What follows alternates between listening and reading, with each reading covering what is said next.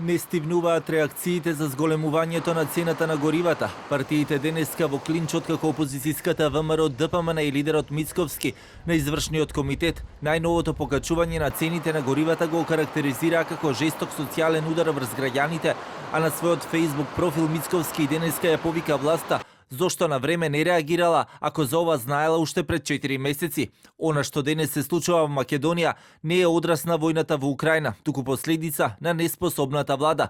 Поскапувањето на бензините е жесток социјален удар врз граѓаните во секој поглед на вработените, невработените, земјоделците, индустријата, стопанството.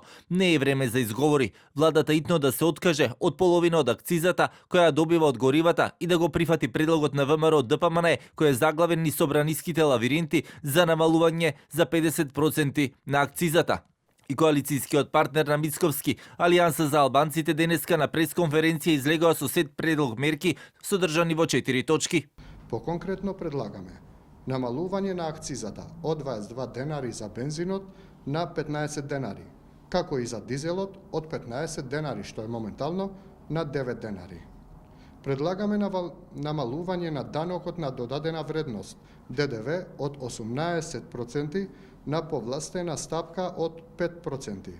Исто како што направија и со цената за струјата, што исто така беше предлог на Алијансата за албанците, кој што резултираше позитивно, иако првично владата беше скептична и одбиваше да го прифати овој предлог. Од Бихачка пак денеска велат се подготвува нов пакет на мерки за заштита на животниот стандард на граѓаните, со кој би се надминале сите негативни последици. Владата очекувам час поскоро да излезе и со соодветен пакет на мерки да го подобри стандардот на граѓаните и секако да ги надмене сите негативни последици кон стандардот на граѓаните кои што произлегуваат од покачувањето на горивата.